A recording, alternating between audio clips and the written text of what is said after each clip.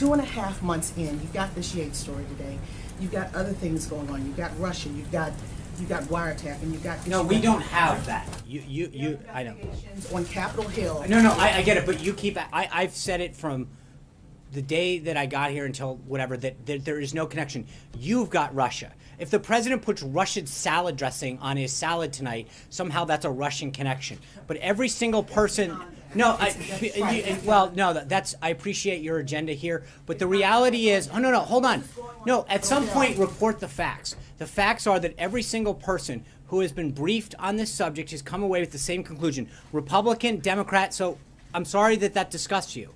You're shaking your head. I appreciate it, but understand this, that at some point the facts are what they are. And every single person who has been briefed on this situation with respect to the situation with Russia, Republican, Democrat, Obama appointee, career, have all come to the same conclusion. At some point, April, you're going to have to take no for an answer with respect to whether or not there was collusion. How do you change the perception of we're going to keep doing everything we're doing to make sure that what the president told the American people he was going to do, to fulfill those pledges and promises that he made, to bring back jobs, to grow the economy, to keep our nation safe.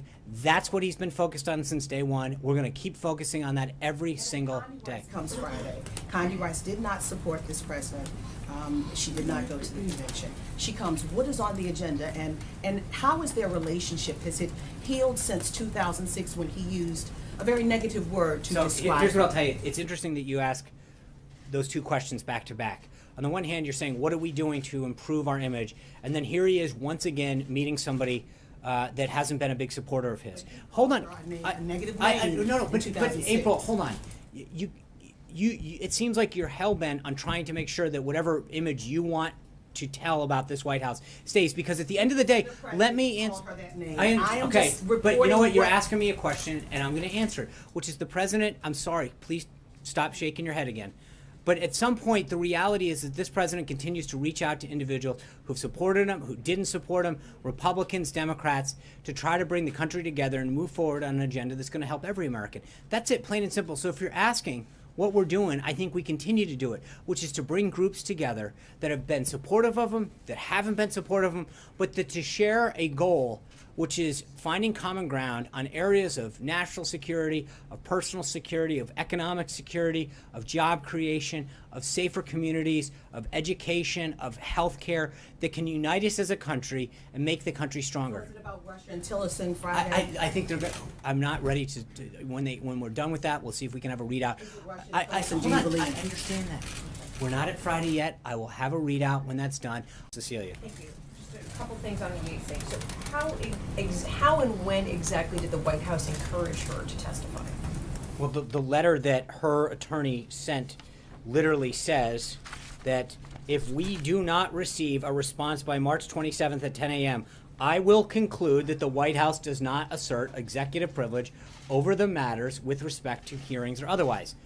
I don't think you can be any clearer than that. And so you're saying now executive privilege does not... No, I'm not saying anything. I'm literally, that's what she wrote. The action was, if you don't act, then we will assume the following. Great.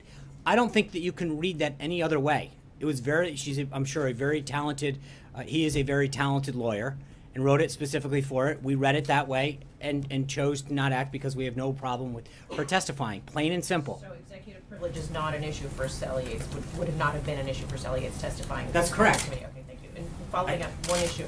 You want to add? No, it's interesting. I mean, this is very clearly worded, and yet somehow you're asking me how to interpret that in any other way than literally reading plain English. Okay. Interpret something else for me. Does the president still believe that climate change is a hoax? I think you'll hear more today about the climate and what he believes. I think he understands. He does not believe that, as I mentioned at the outset, there's a binary choice between job creation, economic growth, and caring about the environment, and that's what we should be focusing on. I think at the end of the day, where we should be focusing on is making sure that all Americans have clean water, clean air, and that we do what we can to preserve and protect our environment. Francesca. Thank you, Sean. Yesterday, you weren't able to tell us very much about Congressman Nunes' visit to the White House or to the White House grounds to view classified information last week. a Democrat on the committee today said that the White House would have known that he was here. The same Democrat also said that it looked like a criminal cover-up to him. My question to you is, have you learned any more information since we had this conversation yesterday about how he would have even gotten in and how he would have gotten cleared? And do you think that Congressman Nunes should recuse himself from being in charge of the Russia investigation at this point? Well, number one, on the latter part of that, it's not up to me. He's a member of the House. He's appointed by the Speaker. That is entirely up to the Speaker and the membership of the House of Representatives. We're not going to start commenting on that kind of stuff. I do think that he is running an investigation, which we asked for. And I think the thing that's important to note is there's somewhat of a double standard when it comes to classified information. When leaks are made illegally to the press, and you all report them, the coverage focuses almost entirely on the substance of the allegation and that are part of an illegal leak, not on the illegal nature of the disclosure, the identity of the leaks, or their agenda.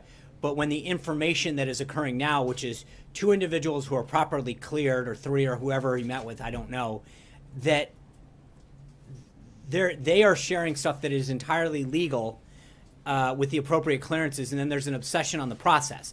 And it's sort of it's a backwards way that when you all report on stuff with sources that are illegally leaking classified information, that's appropriate and fine. No one questions that, the substance of the material. When 2 individuals, or however many, are engaged in this process, have a discussion that is 100% legal and appropriate and cleared, suddenly the obsession becomes about the process and not the substance. And I think that it is somewhat reckless in how the conversation over classified information is discussed while sort of attempting to press a false narrative that exists. So while it is completely appropriate to share classified information with individuals who are cleared, it is clearly not the case to do that when it is illegally leaked out. And I think that's sort of the irony of how this whole conversation has gone. There are reports that even though the hearing that was set for the 27th was not scheduled, it was canceled by Devin Nunes to prevent this White House from publicly invoking a claim of executive privilege. Could you speak to that? I hope she testifies. I look forward to it. It was never, let's be honest, the hearing was actually never notified. If they choose to move forward, great. We have no problem with her testifying, plain and simple. The report in the Washington Post is 100% false. The letters that they frankly publish on their website all back up everything I just read. All of the letters are available on their website. I hate to give them the traffic. But the reality is that they specifically say, if you don't respond, we're going to go ahead. We didn't respond. We encouraged them to go ahead. But to suggest in any way, shape, or form that we stood in the way of that is 100% false. Thanks a lot, Sean. Just following up on your statement in regards to the Washington Post story that you say is false. Did the White House counsel office ever consider invoking privilege as it relates to Sally Yates testifying before this congressional committee? No. And why is that? You certainly would be in a position to invoke privilege. After all, these were privileged communications between the acting Attorney General and the Executive Office of the President. That would fall. I know this would be a shocker, but again, part of it is that I think that we've been very clear that when you actually get to the bottom of the facts, every single person who's been briefed on this, as I've said ad nauseum from this podium, that they've been very clear that there is no connection between the president or the staff here and anyone doing anything with Russia. And I think that the view here was great. Go share what you know. So, no, and that's why the Washington Post should be ashamed of how it handled this story. It was 100% false. The letters that they actually published back up exactly what we're saying. That she was asked about this information. Their attorney asked the DOJ. The DOJ said that she had to ask the White House. They made it very clear, if you don't do this, we are going to go forward. We had no objection to her going forward. That's it. I do. That goes next. I get it.